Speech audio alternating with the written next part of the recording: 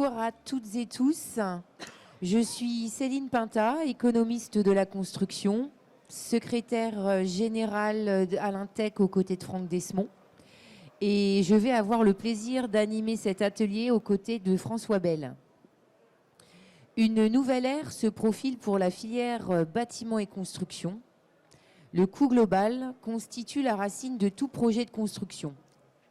Il implique une définition du cycle de vie du projet, incluant ses phases de maintenance, ses phases d'exploitation, et y compris la déconstruction.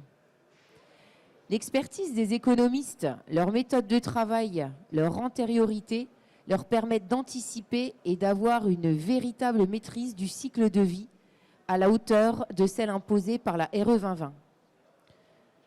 Le coût global est non seulement au cœur de l'actualité, mais véritablement au cœur de notre métier. C'est pour ça que le thème de cet atelier est le coût global en économie de la construction, quelle formation et quelles compétences.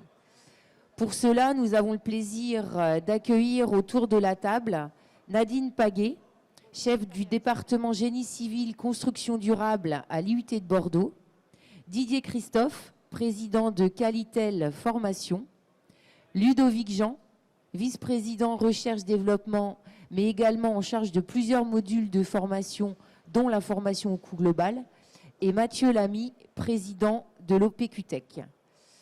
Nous allons tout au long de cet atelier évoquer ensemble à la fois les filières, la formation initiale, la formation continue, la qualification des compétences, mais également les outils. Bon atelier à tous. Alors, dans la suite logique de l'atelier d'hier sur le coût global, c'est quoi?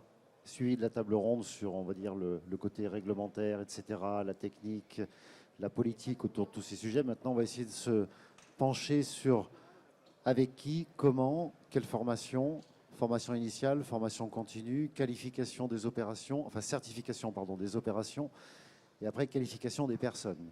Donc, en premier lieu, on va le faire dans l'ordre logique avec Madame Paguet.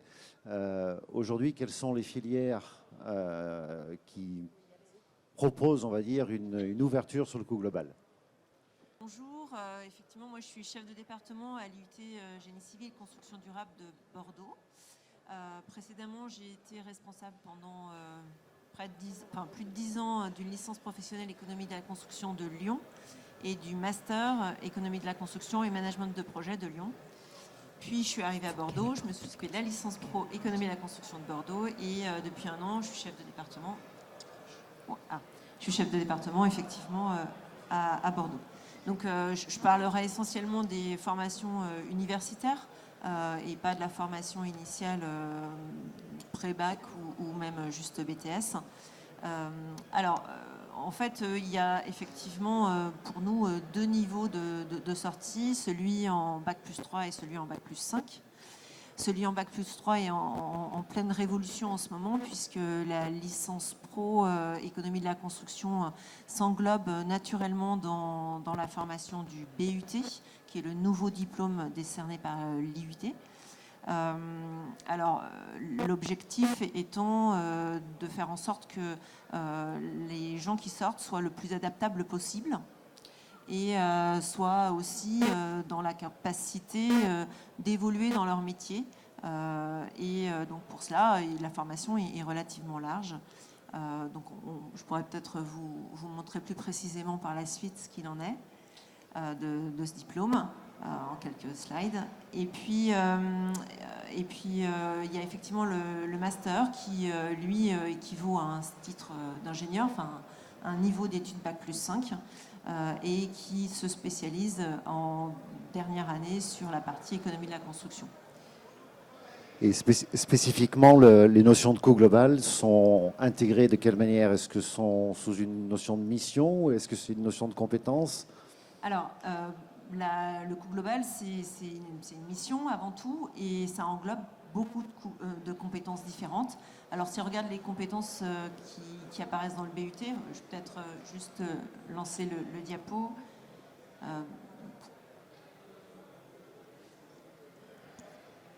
Alors, si on parle de coût global, pour moi, effectivement, c'est une mission à part entière. de l'économiste, parce que c'est celui qui a la vision globale du projet. Si je mets des mots-clés par rapport à ça, on va parler de coûts d'investissement, de construction, on va parler de coûts d'exploitation et de maintenance, de fin de vie et de déconstruction, d'impact environnemental, effectivement, mais également de performance pour être un peu plus positif.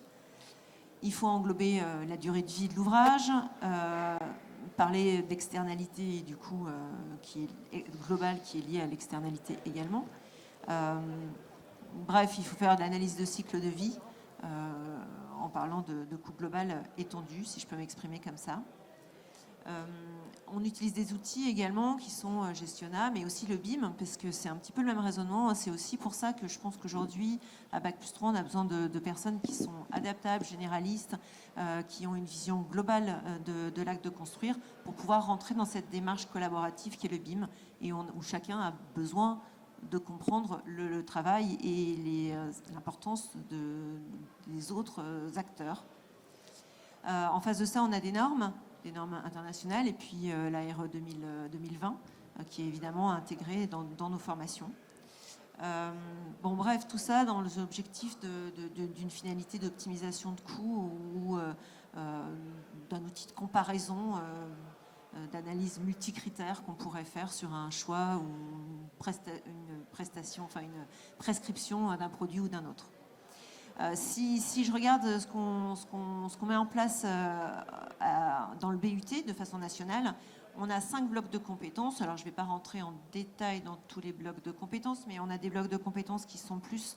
On se dit, il faut que nos jeunes sortent en sachant prescrire et définir des solutions techniques en bâtiment et en travaux publics. On a besoin également de personnes qui sont capables alors de dimensionner. Peut-être que le mot dimensionner est un peu fort puisqu'on ne forme pas d'ingénieurs, mais il faut qu'ils aient les codes d'entrée pour pouvoir échanger avec les ingénieurs dans ce domaine-là. Il faut savoir évidemment manager des équipes et organiser des chantiers. Et il faut savoir, eh bien, on a rajouté la dernière compétence qui n'apparaissait pas clairement dans le DUT jusqu'à présent. Et dans le BUT, ça apparaît, puisque c'était un vrai besoin, c'est de savoir suivre techniquement l'ouvrage pendant toute sa durée de vie jusqu'à sa déconstruction. Donc c'est là-dedans qu'on va pouvoir retrouver particulièrement l'aspect coût global, notamment en dernière année. Mais ce n'est pas seulement en dernière année, c'est pendant tout le cycle de formation que les étudiants vont pouvoir travailler là-dessus. Alors je ne sais pas si on peut rentrer plus dans le détail, mais... On peut. On peut. Alors, on a 4 parcours et dans cette formation qui peut être en alternance. Et les parcours 3 et 4 qui sont présentés ici, qui sont bureau d'études conception. Donc ce terme conception, il est important, il doit vous parler. Et puis un autre parcours qui est le parcours 3, réhabilitation, amélioration des performances environnementales des bâtiments. Et c'est essentiellement dans ces 2 parcours que l'aspect coût global sera vraiment mis en situation à travers des projets concrets. Donc vous formez nos étudiants, on va dire, dans un esprit large, transversal, alors que jusqu'à maintenant, un petit peu, les filières étaient assez cloisonnées dans des secteurs très précis, des spécialistes, des experts. Là, au contraire, on est en train d'ouvrir le champ. C'est le cas ? Oui, effectivement. C'est le cas parce que, à force d'échanger avec les professionnels de plein de domaines différents, hein, pas seulement les économistes, les fédérations, TP, bâtiments, ils ont besoin de plus en plus de gens adaptables. Peut-être que le BIM est aussi à l'origine de ce truc-là. Alors, d'un côté, des gens adaptables et qui peuvent évoluer dans leur carrière professionnelle. Il faut simplement leur donner les cartes d'entrée pour qu'ils puissent évoluer. Et puis, on a quand même besoin de gens hyper spécialisés, mais je pense que les Bac+2, les BTS répondent parfaitement à ce besoin qui est réel. Et on se met aussi en accord avec la formation continue, puisque jusqu'à présent, dans nos licences pro, on avait énormément d'étudiants qui venaient en formation tout au long de la vie, des gens qui reprenaient des études ou qui se reconvertissaient. L'an dernier, par exemple, en licence pro à Bordeaux, on avait 5 étudiants sur 15 qui étaient en reconversion professionnelle ou qui venaient chercher des compétences spécifiques et qui étaient adultes. enfin qui était adulte, qui avait plus de 30 ans, on va dire. Et donc qui travaillaient déjà certains dans le domaine et qui avaient besoin de compétences supplémentaires. Donc ils sont venus les chercher. Donc on aimerait pouvoir encore les accueillir dans nos formations ponctuellement, pas pour chercher un diplôme, mais plutôt pour chercher des compétences très spécifiques, très ciblées, ou des apprentissages critiques sur une compétence particulière. Donc comme vous pouvez le voir ici, le bloc de compétences 5 qui regroupe le pilotage d'ouvrage et notamment le coût global monte à un niveau de compétences 3, donc en 3e année de notre diplôme, dans 3 de nos parcours. Et dans le parcours bureau d'études conception, on peut se dire tiens, mais pourquoi il apparaît pas? En fait, il apparaît de façon déguisée dans la partie solutions techniques en bâtiment et solutions techniques en travaux publics à travers des situations d'apprentissage et d'évaluation qui vont se faire en commun avec les autres parcours. Fort de tout ça, à l'issue, quand ils sont bien formés, ils partent où? En bureau d'études? Est-ce que vous avez des stats, on va dire, des moyennes? Alors nous, notre objectif, c'est déjà qu'ils ne poursuivent pas leurs études en réalité, mais qu'ils partent travailler. Pour cela, ils sont souvent en alternance lors de la dernière année. Aujourd'hui en licence professionnelle et demain dans la 3e année du BUT. Et à Bordeaux, on accueille déjà des étudiants dès la première année en alternance. Donc on voit très rapidement les entreprises qui viennent chercher ces jeunes. Et sur les premières années, c'est plutôt des entreprises qui sont dirigées sur des travaux bâtiments et travaux publics, plutôt chantier. Et puis ceux qui prennent des alternants en 2e, voire en 3e année, sont plutôt des bureaux d'études, plutôt de la conception. Et donc nos jeunes sortent et s'intègrent, alors pour les licences pro, on va dire à 40% dans la maîtrise d'œuvre, à 40% en entreprise d'exécution, parce qu'aujourd'hui, ils ont quand même ces besoins-là, notamment dans les bureaux d'études de prix. Et puis, on a à peu près 20% d'étudiants qui s'orientent plutôt dans la maîtrise d'ouvrage. Cette part est plus importante, je pense, pour ceux qui sont à Bac+5, notamment les masters, qui étaient plus orientés vers la maîtrise d'ouvrage et vers l'assistance à maîtrise d'ouvrage, le facilities management aussi. Voilà, pour avoir une gestion plus globale du projet. Quelque part, on peut dire que l'économie de la construction, au travers de vos formations, c'est un peu le tronc commun général de toute la filière. Je suis d'accord, effectivement. Certaines ADN qu'on parlait hier encore. Merci. En parallèle, on va dire, de la formation initiale, il y a la formation continue pour ceux qui sont en activité. Et Ludovic Jean, j'aimerais bien que vous puissiez nous expliquer ce que propose l'INTEC au niveau de la formation continue. Oui. Est-ce que le micro ne marche pas? Il faut que tu le colles. Vous m'entendez? Oui. Oui, alors effectivement, le coût global, on en parle depuis bien longtemps. Si quelques économistes dans la salle participent au congrès de l'INTEC, ils ont entendu parler du coût global déjà il y a au moins 10 ans. On en parlait il y a 20 ans. Certains en parlaient dans les années 70. Mais on constate qu'on en fait encore très peu. Si bien que, aussi bien en formation initiale qu'en formation continue, j'ai le sentiment, vous me confirmerez certainement, que la formation et la sensibilisation à la problématique du coût global étaient insuffisantes. Et nous nous sommes rendus compte à l'INTEC qu'il était absolument nécessaire pour accompagner le changement d'époque, l'évolution de la manière de bâtir, de l'acte de bâtir. Il faut offrir la possibilité à nos confrères et à nos consoeurs d'acquérir les notions de coût global et la capacité à calculer un coût global pour ceux qui n'en ont pas fait ou qui n'en ont pas appris en formation initiale. Donc, il existe une formation assez courte, synthétique, au principe du coût global, avec une prise en main de l'application associée que nous avons développée en recherche et développement, le module gestionnaire qui a déjà été évoqué hier. Et ça nous permet donc de nous mettre à niveau, d'accompagner cette montée en compétence de l'économiste qui a commencé il y a 40 ans ou 50 ans comme maîtreur vérificateur et qui s'achemine aujourd'hui vers le management de projet, l'assistance à maîtrise d'ouvrage. Et ça, je rebondis là-dessus sur votre niveau Bac+5, où effectivement ils partent en maîtrise d'ouvrage ou en assistance à maîtrise d'ouvrage. Oui, tout à fait. Voilà. Et au travers de cette formation, sans rentrer dans le détail, parce que sinon on va y passer 4 heures, mais quelles sont les thématiques, quels sont les thèmes principaux abordés dans le cadre de cette formation continue? Eh bien, les notions principales du coût global, que j'ai d'ailleurs eu l'occasion de balayer très rapidement à la masterclass hier après-midi pour ceux qui ont participé. Donc, des notions générales en première partie de formation. Qu'est-ce que le coût global simple et le coût global actualisé? Et en deuxième partie, un exercice pratique avec une prise en main de l'application Gestiona. Et les économistes qui suivent la formation, et pas seulement les économistes, parce que la formation est ouverte à tous les professionnels, hein, le catalogue est ouvert à tout le monde,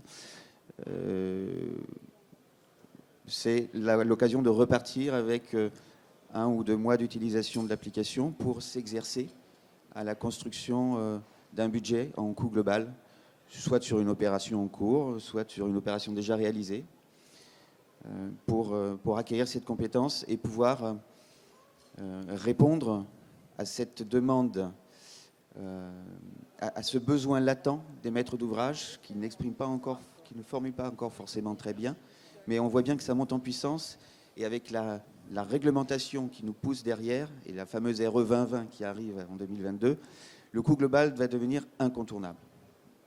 Très bien. Donc maintenant, on voit que les hommes avec un grand H sont formés, initialement ou en continu. Est-ce que, Monsieur Christophe, est-ce qu'il existe des certifications d'opération en coût global au travers de Qualitel?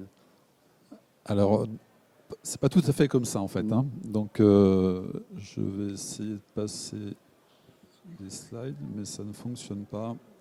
Eh bien, si, ça fonctionne. Bon, je vais vous dire déjà un petit peu pour comprendre et pouvoir répondre à votre question. Il y a le sujet de la compréhension de qui on est et de ce qu'on fait. Donc moi, j'appartiens au groupe Qualitel. Qualitel, c'est une association à but non lucratif dont l'objet est de développer la qualité dans l'habitat et dans le logement. Au travers du groupe Qualitel, vous avez à l'intérieur de l'entité, en fait, un organisme certificateur qui s'appelle CERCAL, qui est le premier certificateur en France et qui délivre la marque NF Habitat HQE. C'est une marque qui est un signe de qualité en fait pour les opérations de construction, de réhabilitation, mais également pour la copropriété. Voilà. Il fallait dire ça pour introduire un petit peu le sujet. Qu'est-ce qu'une certification? Donc, c'est une marque de qualité qui permet d'attester de performance d'une opération, par exemple, de construction de logement social ou de logement privé.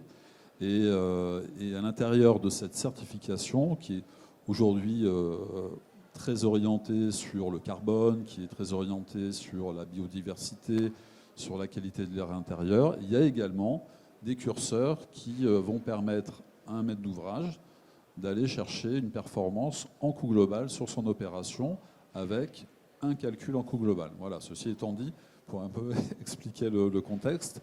Donc moi, j'interviens aujourd'hui au titre de... Je vais répondre à votre question.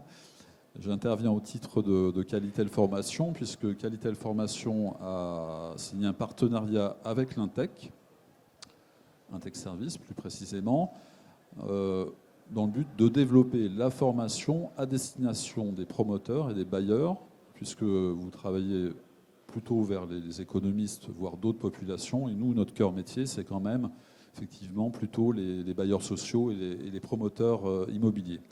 Donc voilà, ceci étant dit, le contexte dans lequel on travaille.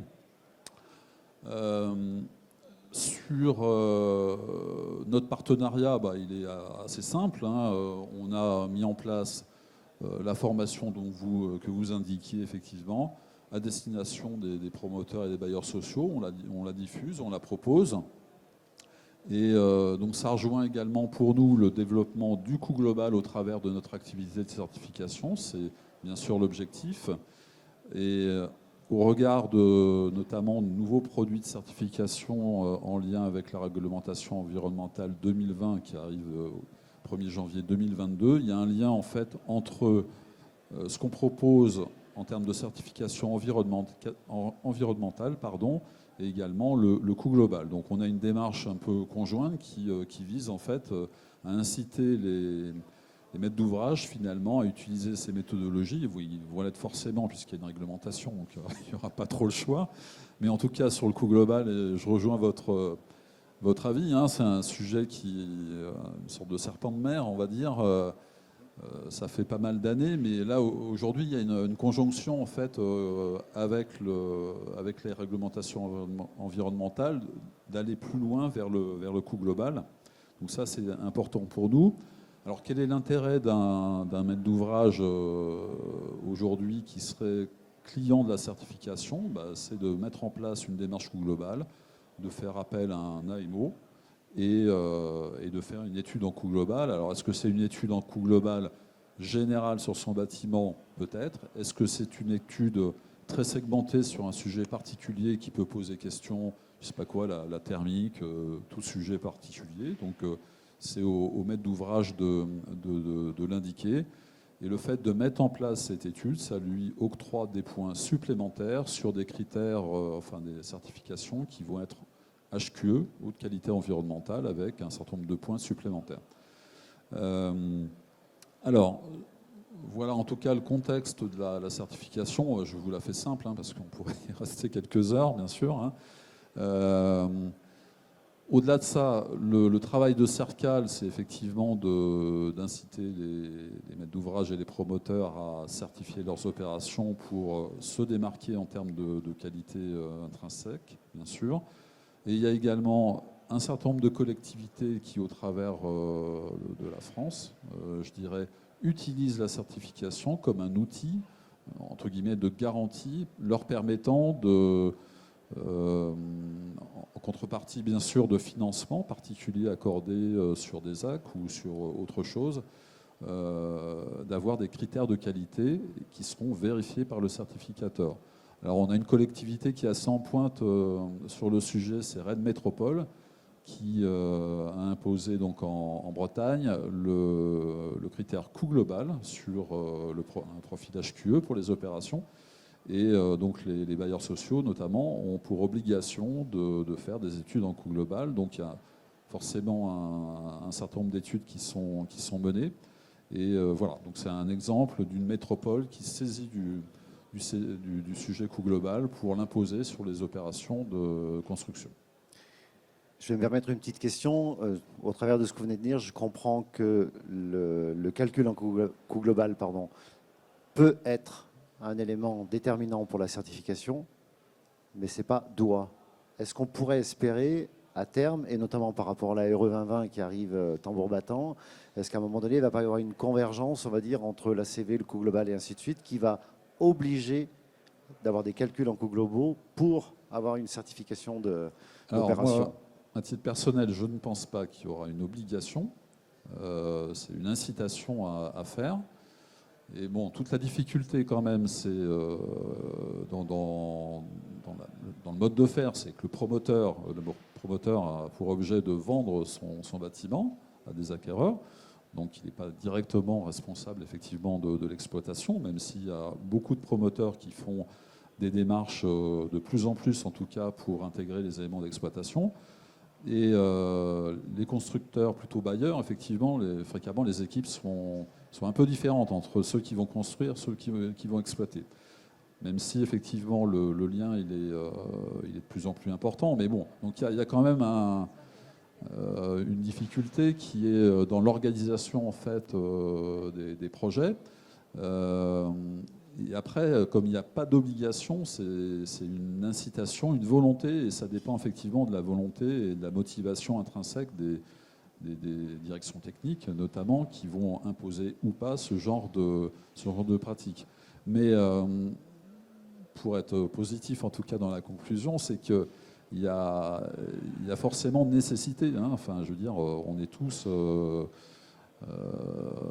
dans des objectifs carbone, en tout cas de plus en plus. Il y a une volonté, en tout cas une prise de conscience qui doit être un peu plus active maintenant. Donc on a suffisamment perdu de temps et le coût global est une réponse également économique sur des préoccupations environnementales, carbone et économiques. Donc pour moi, il n'y a pas de raison qu'on n'y aille pas assez rapidement. Voilà. Merci. Merci beaucoup. Alors maintenant on a vraiment balayé donc l'ensemble des formations, qu'elles soient continues ou initiales, moi j'ai envie de m'adresser à Monsieur Lamy, qui est président de l'OPQTech, et lui demander, donc une fois qu'on est économiste de la construction, qu'on a intégré un cabinet, existe-t-il des qualifications coût global au sein de l'OPQTech? Alors, oui. Oui, je ne sais pas si tout le monde m'entend. Oui, ça y est. Oui, on a effectivement créé des qualifications coût global. Je rejoins ce qui a été dit juste avant, d'ailleurs, puisque c'est un sujet dont on parle depuis des années. Alors, au départ, on a créé une mention coût global pour permettre aux économistes qui le pratiquent d'être identifiés. Et je m'étais engagé dans le cadre de mon mandat à créer des qualifications pour tenir compte des évolutions du métier. Donc c'est un bon exemple. On en a créé 2. Et on en a créé 2 parce que c'est quelque chose qui évolue. Et on a beaucoup parlé hier de qu'est-ce qu'on fait dans le coût global. C'était beaucoup développé. Il y a la norme ISO 15686 qui a été citée d'ailleurs à plusieurs reprises. Mais globalement, je ne suis pas certain que beaucoup l'appliquent totalement. Alors, c'est bien de pouvoir qualifier des professionnels qui appliquent l'intégralité de la norme, mais on a aussi créé une deuxième qualification pour ceux qui pratiquent les opérations au quotidien et qui, comme nous le pensons, ne sont pas totalement conformes à la norme, peut-être qu'ils s'en rapprochent. Et ça permet au plus grand nombre, du moins ceux qui veulent s'inscrire dans cette démarche, d'être identifiés, puisque je rappelle d'ailleurs que l'OPQTech travaille d'abord et avant tout pour valoriser le métier vis-à-vis des maîtres d'ouvrage. D'ailleurs, la majorité des voies et des règles de fonctionnement au sein de l'OPQTech sont données aux maîtres d'ouvrage. Et le but pour ceux qui viennent se qualifier à l'OPQTech, c'est d'être identifiés par des maîtres d'ouvrage. Donc c'est pour ça qu'on a créé 2 qualifications. Donc aujourd'hui, comment les économistes qui pratiquent le coût global peuvent-ils valider leurs compétences? Alors sans détailler dans le détail toutes les règles pour être qualifié à l'OPQTech, pour être qualifié en coût global, la première des choses, c'est d'avoir suivi une formation. Il a été dit juste avant d'ailleurs que l'Intech délivre des formations. Donc les formations de l'Intech, je précise, sont reconnues par l'OPQTech comme étant valables pour obtenir une qualification. Et à partir du moment où un professionnel a suivi une formation, il peut être qualifié en probatoire. Probatoire, ça veut dire qu'il n'a pas encore réalisé de projet. C'est-à-dire qu'il n'a pas encore pratiqué, ou du moins qu'il n'a pas justifié vis-à-vis de l'OPQTech d'avoir réalisé des opérations. Donc ça signifie qu'il a suivi sa formation. Au lendemain, il a très bien appris. Le lendemain, donc, il a quitté sa formation. Il a la qualification, enfin, la compétence en probatoire. Il a la qualification en probatoire. Probatoire, ça veut dire qu'au bout d'un moment, oui, non, mais bien évidemment, justifier d'avoir oui. pratiqué des opérations avec D'accord. des maîtres d'ouvrage qui a donné satisfaction. Mais c'est plutôt nouveau, ça, cet élément. Ça fait quelques années qu'on l'a introduit. Ça permet notamment, alors ça existe pour toutes nos qualifications, ça permet notamment aux jeunes professionnels qui s'installent de pouvoir avoir d'être identifiés comme étant compétents ou qualifiés pour pouvoir intervenir. Par contre, le probatoire est clairement affiché sur la qualification quand même. Oui, bien sûr, bien sûr. Ça permet notamment de pouvoir répondre aux appels d'offres sur des capacités professionnelles sans forcément, parce que sinon on tourne en rond pendant des jours. Donc cet aspect-là est extrêmement important, on va dire, pour nous professionnels. Oui, je voudrais juste rajouter un point par rapport à la question de tout à l'heure. Pour pouvoir être qualifié, il faut pouvoir justifier de 2 projets réalisés au cours des 6 dernières années. La qualification coût global non étendue, celle qui n'est pas norme ISO, il suffit d'avoir traité un poste des coûts d'exploitation et pas nécessairement l'ensemble des postes d'exploitation.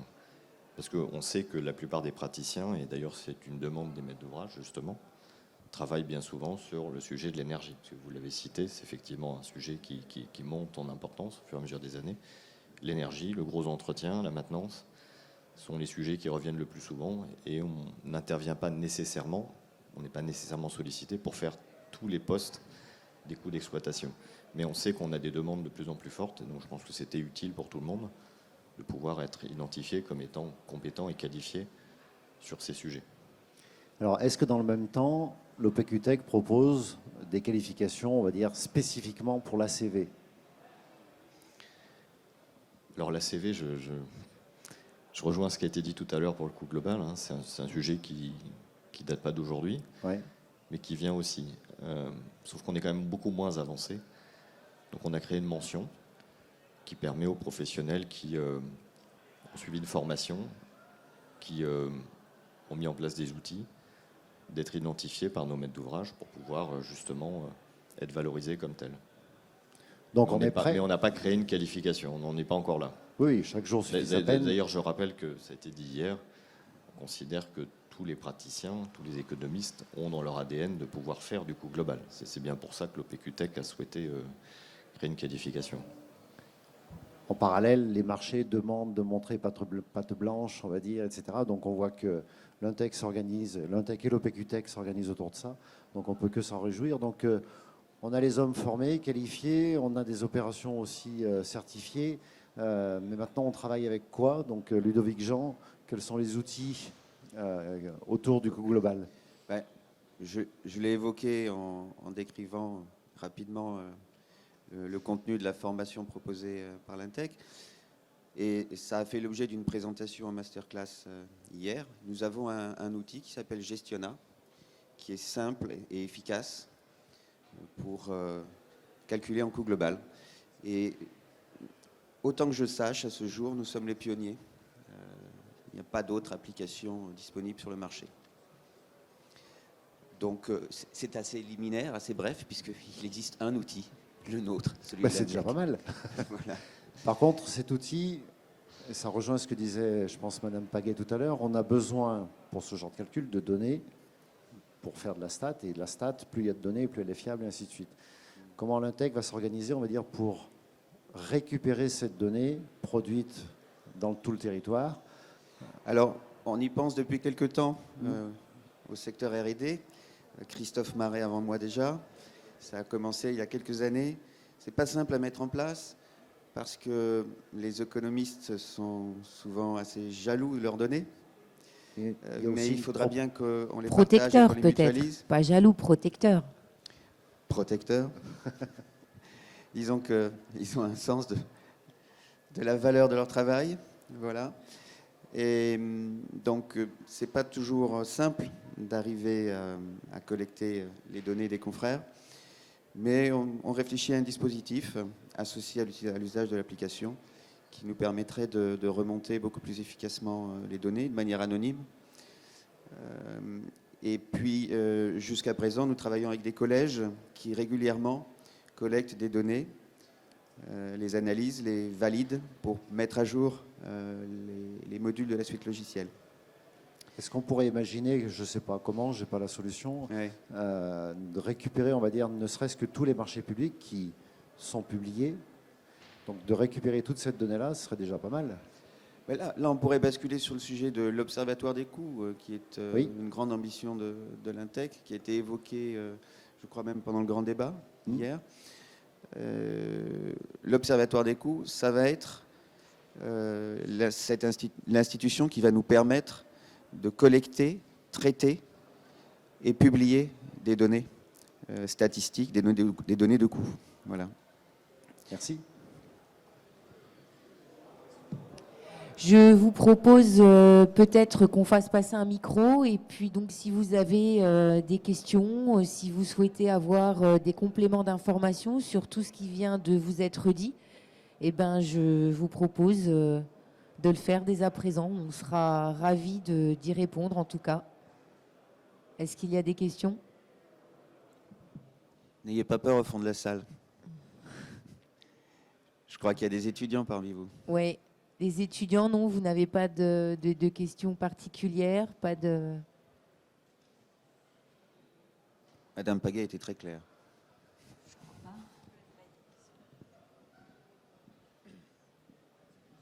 Bonjour, je suis Mathieu Stoppa, je suis un formateur indépendant. J'interviens avec le Greta sur les technologies du bâtiment, en particulier sur les économies d'énergie du bâtiment. J'ai juste une question, un peu de détail, c'est est-ce que vous vous êtes mis en relation avec l'opération E plus C moins pour avoir des retours justement de coûts globaux? Oui, complètement. Alors, Christophe Marais, mon prédécesseur à la fonction de recherche et développement, vous en parlera beaucoup mieux que moi, parce que c'est lui qui a participé. Le micro fonctionne, oui. Donc oui, tout à fait. La réponse est oui. L'Intec a participé aux travaux de E plus C moins.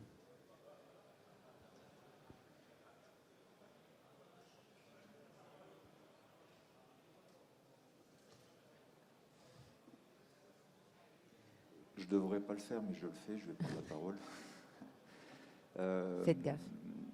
La formation, en fait, c'est le socle de notre existence. Voilà, les économistes de la construction, on a un métier qui est très varié. J'ai parlé de métier généraliste.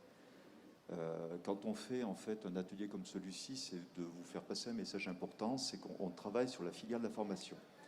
Et on associe en fait une double filière ou double sous-filière, c'est-à-dire à la fois la formation initiale et la formation continue. Dans la formation initiale, nos postes sont tellement variés et je dirais des niveaux de compétences qui sont tellement larges qu'on va en fait du bac pro pratiquement jusqu'au master aujourd'hui. On est en train de travailler avec le vice-président en charge de la formation, on allait même au-delà puisque aujourd'hui on a un champ qui s'élargit considérablement et notre place dans le mode de construction est de plus en plus large. On parle de management de projet, on parle de BIM, on parle de coût global, etc. Et c'est vrai que dans nos entreprises, on a besoin d'avoir en fait des niveaux de compétences. On a besoin d'avoir des bacs pro, on a besoin d'avoir des BTS qui sont plutôt des cursus très techniques. Où on va parler à la fois de maîtrise, de prescription et autres, et de prix. Et plus on monte, on va élargir notre domaine d'intervention pour faire du management de projet, pour pouvoir discuter avec nos clients, pour pouvoir ordonnancer des opérations, etc. Donc ça, c'est la filière de la formation initiale. Mais notamment un jeune, puisqu'il y a beaucoup de jeunes qui sont là, qui rentrent en fait, qui sortiraient de cette filière-là pour aller sur le marché du travail. On doit continuer à l'accompagner parce que lui, il va avoir un cursus progressif en fait dans les entreprises. Il va commencer par faire du maîtrise, il va commencer par faire la prestation. Puis à un moment donné, il va falloir qu'il acquiert des compétences complémentaires. Et donc c'est là où on fait le lien et la passerelle forte avec la formation continue, puisqu'on a besoin de maintenir les compétences dans nos entreprises. Voilà. Donc le message que je voulais faire passer en fait en réalité, c'est que nous on a une vraie préoccupation, c'est d'offrir une filière globale en fait aux gens qui veulent faire ce métier-là. Et je dis souvent quand je fais beaucoup d'humour que c'est le métier le plus riche au monde, voilà, et le plus beau pour moi. Et donc l'idée c'est de pouvoir offrir ceci. Voilà. Alors moi je connais Nadine depuis pratiquement, je vais pas le dire parce que ça va nous faire peur. Mais ce que je veux dire par là, c'est qu'on a commencé à mettre des blocs les uns après les autres. Moi je suis beaucoup intervenu dans ces formations initiales. Les confrères interviennent parce qu'il faut qu'on ait un retour d'expérience et donc il faut qu'on puisse faire passer de l'enseignement qui est de qualité de manière ensuite, après derrière, à donner en fait une filière générale. Voilà. Alors, il y a des jeunes, c'est pas parce que je suis en BTS que je ne peux pas faire de management de projet ou de coût global, c'est pas parce que je suis en master que je vais faire automatiquement du coût global, tout ça, ça se construit. Voilà, c'est tout. Donc je voulais simplement compléter par ça. Est-ce qu'il faut en profiter pour lancer un appel pour, au travers ne serait-ce que la formation initiale ou continue, un appel auprès de nos confrères et adhérents pour participer, je dirais, à la pédagogie? C'est un autre sujet. Merci de me tendre la parole, de me tendre la perche, pardon. C'est une vraie préoccupation. En fait, sur la formation, il y a des formations très techniques où effectivement il faut aller chercher des compétences. Donc on a des cursus pour recruter des intervenants. Je vous cache pas que j'appelle tous les confrères en fait à vraiment venir intervenir dans ces formations parce que en fait il y a pas mieux pour faire passer des messages importants et pour vraiment apporter de la compétence. Après il y a différentes filières, c'est-à-dire que moi, j'apprécie particulièrement aujourd'hui l'alternance. Pourquoi j'apprécie particulièrement l'alternance? Parce qu'on nous donne la possibilité d'avoir à la fois, une formation un peu théorique et de pouvoir la traiter immédiatement en entreprise. Voilà. Et je dirais qu'il n'y a pas mieux. Pourquoi il n'y a pas mieux? Parce que même les confrères, ils ont deux manières de répondre à cette préoccupation. C'est soit de se transporter en fait dans les écoles pour faire passer le message et donc former les jeunes, ou alors tout simplement de les accueillir dans les entreprises. Alors je suis le mauvais exemple, je vais parler un peu de mon entreprise, mais j'en profite parce Justement, oui, je voulais un petit peu que tu nous expliques au travers de tes années que tu as passées à dispenser ces cours. Qu'est-ce que ça t'a permis justement de voir et de rencontrer justement les personnes que tu as pu accueillir au sein de ta Alors, on société? appelle ça un traquenard, en fait. J'aurais peut-être pas dû prendre la parole parce que je vais... moi, j'ai fait des constats très importants, en fait. J'ai fait des constats très importants, c'est que pour bien faire notre métier, en fait, il faut passer des étapes. On est obligé d'acquérir des compétences. On grandit, en fait, en travaillant. Voilà. Aujourd'hui, dans mon entreprise, j'ai fait un choix fort. J'ai trois niveaux, je dirais, d'enseignement en alternance. Aujourd'hui, si on fait la photographie, j'ai 2 BTS, une licence pro et un master. Je suis en train de structurer en fait un niveau de compétences souhaitable pour mon entreprise pour pouvoir offrir à mes clients le panel complet de compétences. Je l'ai fait pourquoi? Parce qu'effectivement, je suis intervenu pendant une dizaine d'années comme professeur à la fois. Alors, c'est Nadine qui m'avait attiré dans ses mailles, mais voilà, je suis allé voir les licences pro, j'ai vu le niveau de qualification qu'on offrait à nos clients, je suis allé interviewer dans les masters pour voir le niveau de qualification qu'on proposait, et je me suis rendu compte qu'il était de la responsabilité d'un chef d'entreprise de pouvoir vraiment offrir un maillage très très large. Voilà. Donc aujourd'hui, alors c'est une fierté, c'est-à-dire qu'aujourd'hui j'ai 2 BTS qui sont en train d'apprendre leur métier. Ils sont partis en alternance dans un cursus de 2 ans où en fait ils vont apprendre les bases de notre métier.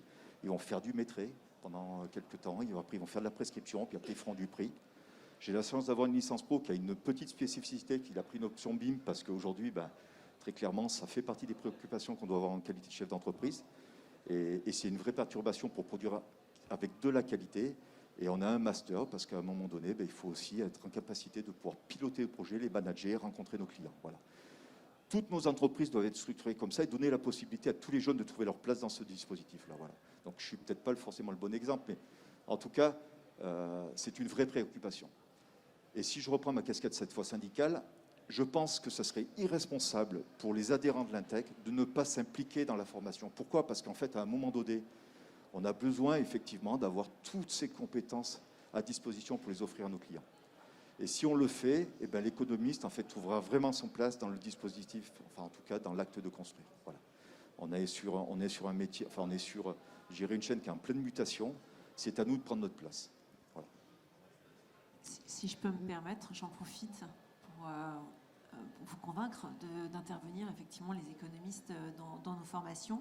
Nous, on a systématiquement besoin de professionnels pour venir enrichir et conforter nos jeunes, mais aussi nos enseignants. C'est aussi notre formation continue de travailler avec vous. Dans les nouvelles formations, la pédagogie a beaucoup changé. On ne parle plus de modules, de TD, de TP et de cours en amphi. On parle de ressources dans lesquelles les étudiants sont formés sur par exemple, l'ARE 2020. On leur donne des travaux sur l'analyse de cycle de vie, sur des petits exercices, etc. Et puis ensuite, en parallèle de ça, on a ce qu'on appelle des situations d'apprentissage et d'évaluation, qui sont des projets transversaux dans lesquels les étudiants doivent montrer qu'ils ont la compétence, qu'ils vont mettre en œuvre toutes les compétences qu'ils ont travaillées et qu'ils doivent acquérir pour leur diplôme. Et dans ces situations d'apprentissage, on essaye de travailler en binôme avec un enseignant, enfin des enseignants et des professionnels qui viennent témoigner, qui passent dans les groupes d'étudiants en projet et qui nous contredisent. Mais c'est aussi une force qui apporte des points de vue différents, des manières de travailler différentes. Et tout ça, c'est hyper important pour nous. Donc, je dirais que votre participation en tant qu'économiste dans les formations est essentielle pour faire passer votre message, mais peut-être pas forcément pour faire des cours, mais pour participer à englober tous ces projets et à travailler de concert avec les enseignants. Voilà, je ne sais pas si je vous ai convaincu, mais... Merci beaucoup, Madame Pagui. Pour s'inscrire. Merci. Est-ce qu'il y a d'autres questions? Oui, c'est toujours important de donner du sens au travail que l'on fait. Dans ce cadre-là, est-ce qu'il y a en formation initiale ou en formation continue des formations l'amener de connaissances sur les problématiques climat, biodiversité et ressources? Moi, je peux répondre. Nous, on a rajouté justement, on en avait déjà, puisque depuis 2013, la formation s'appelle Génie civil, construction durable. C'est pas vraiment pour rien. Et on a rajouté effectivement tout un panel d'enseignements sur les matériaux, les biomatériaux, sur la diversité. On a même introduit notre formation. La première chose que les étudiants ont fait, c'est la fresque climat en arrivant. Ils sont allés visiter au bout d'une semaine un chantier phare sur la Gironde qui utilisait des matériaux innovants. Et donc tout au long de la formation, on parle de ce genre de choses. Je soulignerai quand même que quand on a recruté cette année, les jeunes qu'on a recrutés, on leur a posé des questions. Enfin, dans Parcoursup, il y avait des questions qu'on pouvait leur poser. Et on leur demandait pourquoi ils veulent venir en génie civil, construction durable. Et la plupart ont dit parce que c'est le développement durable qui nous intéresse. Donc plus de 80% des étudiants sont venus dans le génie civil et dans la construction et dans le bâtiment pour faire du développement durable. Donc comme quoi, c'est effectivement hyper important. Oui, je pouvais compléter sur la partie formation professionnelle. Aujourd'hui, il existe une offre assez importante liée au carbone, liée à la biodiversité, liée à la végétalisation, tout un tas de sujets, y compris les déchets de chantier, parce il y a plein de choses dont on pourrait parler, mais il y a les déchets de chantier, le réemploi des matériaux. Donc vous avez effectivement une offre assez abondante, plutôt de bonne qualité. Enfin, chez nous peut-être, mais plutôt de bonne qualité. Et en tout cas, pour les gens qui souhaitent se former aujourd'hui, et en plus, il y a le CPF. Donc c'est également, pour ceux qui veulent l'utiliser, une opportunité également de se former sur plein de thématiques intéressantes. Voilà ce que je voulais dire. Il y avait une question. Oui, bonjour, Philippe Estingois, directeur général de l'agence Qualité Construction. J'ai deux questions très distinctes. La première, c'est est-ce que vous avez une analyse du parcours professionnel des économistes actuellement en activité? Donc, comment ils sont arrivés dans ce métier et comment ils vivent ce métier et éventuellement ils le quittent. Donc moi, je rebondis par rapport à la remarque de Madame Paguet tout à l'heure, sur le fait qu'elle avait des étudiants un petit peu moins jeunes que les autres, donc en formation initiale. Donc, est-ce qu'ils viennent d'un autre secteur de la construction ou est-ce qu'ils viennent d'ailleurs? Donc ça, c'était ma première question, de façon à voir comment travailler l'attractivité de la profession. Je pense que c'est un des enjeux essentiels en ce moment. Donc il y a un élément qui a été donné, mais je pense qu'il faut aller un petit peu plus loin. Et la deuxième question, qui est complètement autre chose, c'est vous avez évoqué des observatoires tout à l'heure, donc de façon tout à fait intéressante. Question très simple. Est-ce que l'INTEC participe en tant que tel aux cellules économiques régionales de la construction? Aux cellules régionales de la construction économique. On participe au niveau national. Tu veux peut-être répondre, Franck? Oui, Madame Paguet, si vous pouviez répondre par rapport à la question qui a été posée sur le parcours. Oui, le public qu'on reçoit et qui sont moins jeunes, on va dire les plus de 28 ans, j'ai rajeuni par rapport tout à l'heure. Alors, c'est soit des... il y a trois catégories, en fait. Il y a la catégorie des gens qui s'ennuient dans leur travail et qui veulent donner du sens à leur travail et faire autre chose, et qui viennent dans ce domaine-là suite... c'est vraiment une reconversion professionnelle et c'est très enrichissant pour nous. Ils viennent de l'industrie, parfois du commerce. Parfois, ce sont des gens qui ont été assistants ou assistantes de direction dans des entreprises de bâtiments et qui se sont dit tiens, c'est pas mal finalement ce boulot et qui viennent donc en reconversion. On a aussi tout un public de gens qui travaillaient déjà dans le domaine, des projeteurs, des architectes parfois, et qui veulent donner un tournant différent à leur carrière et qui viennent se former. On a même eu à Lyon, je me souviens d'un jeune qui était diplômé d'une brillante école d'ingénieurs qui s'appelle Centrale et qui, à la suite de l'école Centrale, s'est dit tiens, moi je voudrais me mettre à mon compte et ouvrir un cabinet d'économiste. Et il s'est rendu compte au bout de quelques mois qu'il n'avait pas les codes, qu'il n'avait pas les notions de base. Et il est venu suivre la dernière année de master pour se former là-dessus. Donc vous voyez, c'est hyper variable et c'est ça qui est hyper intéressant aussi d'avoir cette mixité avec nos jeunes. Juste, moi, c'est peut-être une question qu'on ne devrait pas poser, mais est-ce qu'il y a beaucoup de femmes, en fait? Quel est le pourcentage Dans les reconversions, oui, vous voulez dire? Oui. Alors, pas mal. Il y en a forcément un petit peu moins que d'hommes, Oui, mais il y en a plus pas en mal. plus. L'an dernier, sur les 5 qu'on avait en reconversion, il y avait 2 femmes. D'accord. Merci beaucoup. Juste, par rapport à la filière et puis par rapport en fait à la question qui a été posée, il faut savoir que quand on donne des cours, que ce soit en master ou en licence, en fait, on pose la question mais qu'est-ce que vous voulez faire? Et en fait, on se rend compte qu'il y a des grandes orientations. C'est vrai que le métier d'économiste est peu communicant, il faut qu'on le valorise, mais c'est vrai on a envie de faire de chantier. On a envie de faire aller travailler chez un architecte, on a envie de faire de la maîtrise d'ouvrage. Et en fait, on s'aperçoit en fait qu'au début, les gens le connaissent très très mal, et c'est en avançant dans le cursus de formation en fait qu'ils découvrent le métier, la passion de ce métier, de toucher en fait à une matière à la fois très large et très technique, et qu'en fait on arrive à les attirer vers notre profession. Voilà. Alors c'est pas du 100%, mais effectivement, quand on pose la question au début aux économistes de la construction, ça veut dire quoi, etc. Et on s'aperçoit en fait que c'est en avançant dans le cycle de formation qu'on découvre en fait des pans de notre métier qui sont assez importants. Pour répondre à la deuxième question, est-ce qu'on participe? Alors l'observatoire, ça c'est un vrai sujet. C'est quoi un observatoire? C'est à un moment donné un endroit où on fait de la mesure et qu'on constate en fait qu'on fait des études, qu'on constate. Alors nous, on a plusieurs axes là-dessus. Alors très clairement, on revendique les économistes de faire l'observatoire du prix et des coûts, même si on a eu une petite discussion hier sur la différence entre prix et coûts, et j'aurai l'occasion d'en reparler à un autre moment. On fera peut-être même un congrès spécifique. On a pour ça différents lieux. L'Intec s'est doté en fait d'une structure qui s'appelle l'IRIEC, dans laquelle en fait on capitalise ces données. La vraie difficulté, c'est qu'aujourd'hui on les faisait remonter au niveau de nos adhérents. Ça peut être beaucoup, ça peut être peu. Je ne vais pas parler sur je garde les chiffres pour moi, ou en tout cas j'ai du mal à les diffuser. On est en train de l'élargir sur l'ensemble de la filière. C'est-à-dire qu'en fait aujourd'hui on est en train de trouver des accords avec l'Union HLM, avec la FPI, tout simplement pour que même si on a, nous, quelques données, on capitalise plus. Et pour répondre à ta question, oui, on a fait le choix à un moment donné de participer au niveau des régions. Alors, je ne sais plus si on dit cercle ou enfin, peu importe. On a des régions pilotes, notamment, par exemple, en Rhône-Alpes. Ça fait une dizaine d'années qu'on adhère et qu'on est très actif.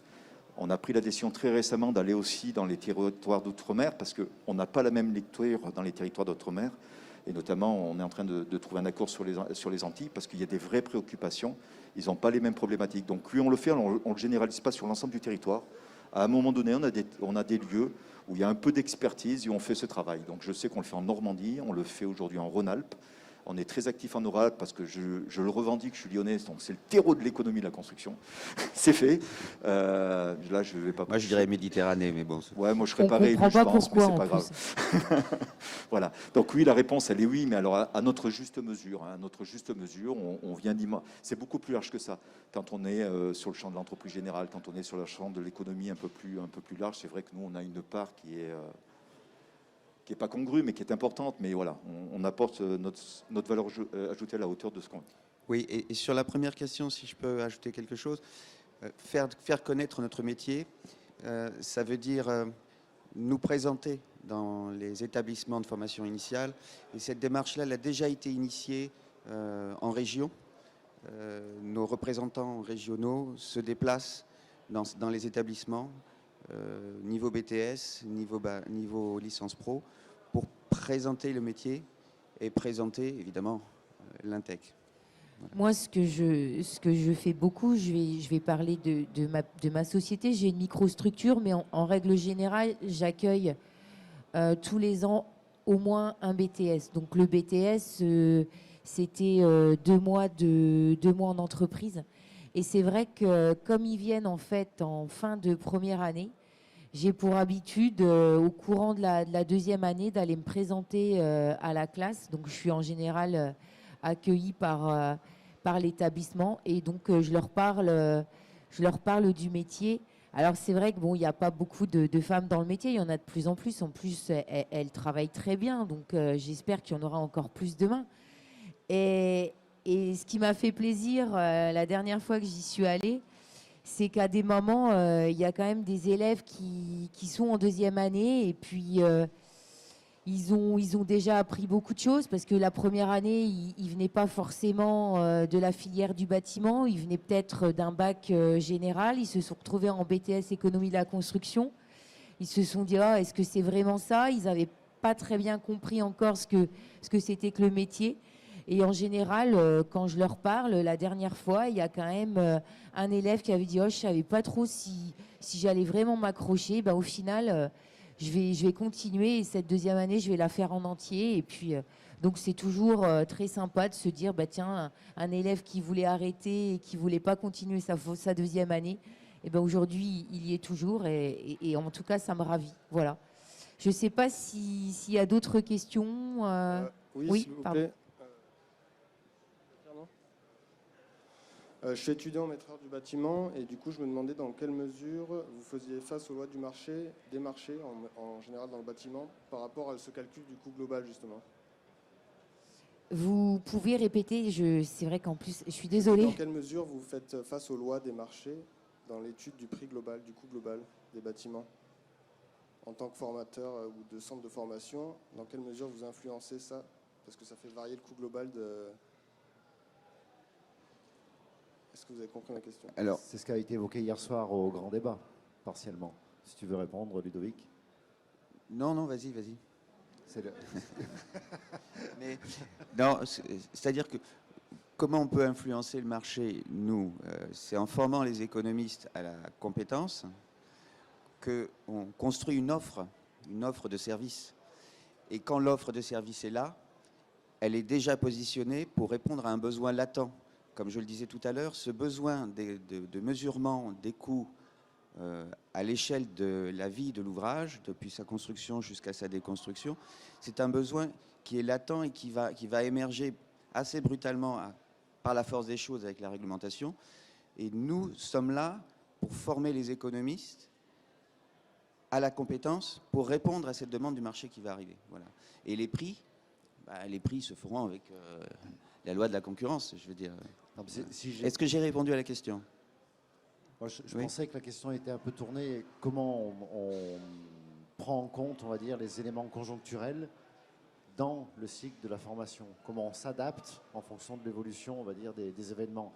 Il y a 2 ans, 3 ans en arrière, on n'avait pas le Covid, on n'a pas eu la crise, je dirais, des coûts d'énergie qui nous est tombé dessus là, ces derniers mois.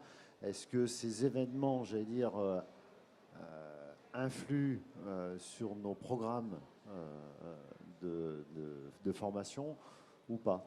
Parce que moi, j'ai déjà un petit élément de réponse. Mais je te laisse faire. Parce que tu étais au grand débat hier, peut-être. C'est ça. J'y étais aussi, mais j'étais dans le fond de la salle. Non, vas-y, dis-le. C'est qu'à un moment donné, il faut se donner un cadre, une méthode. Après, par contre, il faut y mettre de l'intelligence dessus. Je suis un fervent défenseur du j'appuie sur le bouton, tout se fait tout seul. J'y crois pas du tout et ça ne marchera jamais.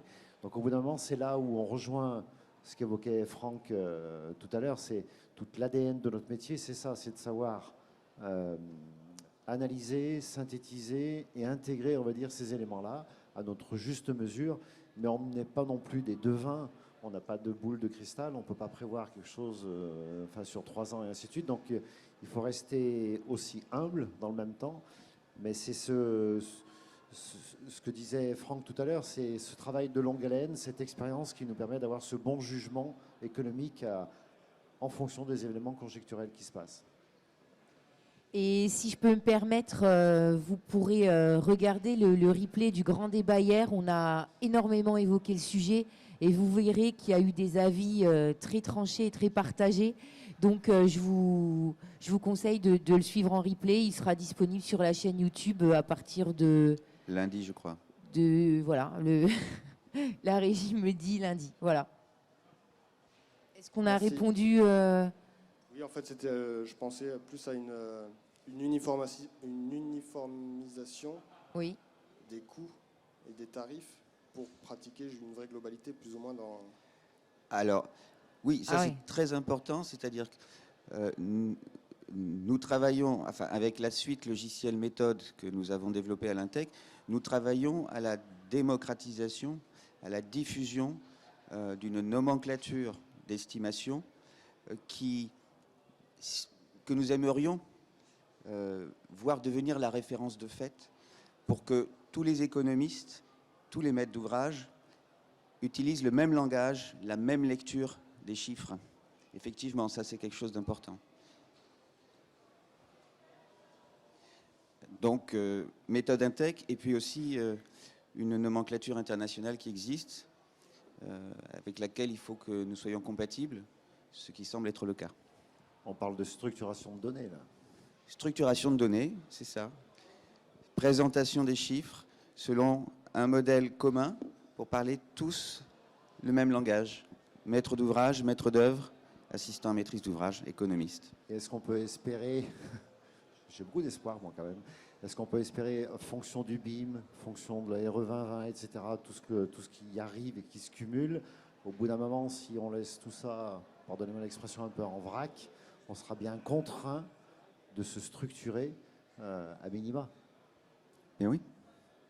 Et tout ça pour rebondir sur ce qu'ont fait nos anciens il y a de ça 50 ans avec la fameuse méthode Intec avec laquelle on s'aperçoit aujourd'hui que on n'est pas dans le faux, on reste toujours un petit peu dans cet arbre, dans ce squelette. Je n'ai peut-être pas cité la méthode Intec, mais j'ai bien parlé de la suite logicielle méthode qui utilise une nomenclature qui a été conçue il y a 40 ou 50 ans par les économistes de la construction, que nous travaillons à démocratiser, à diffuser le plus largement possible pour qu'elle devienne le langage commun entre les maîtres d'ouvrage et les maîtres d'œuvre. Eh bien, écoutez, merci beaucoup. Merci à tous. Et puis, moi, je vous propose de clôturer cet atelier en vous précisant donc qu'ils pourront également être en replay sur la chaîne dès lundi. Voilà. Merci à tous. Merci. Merci. Merci.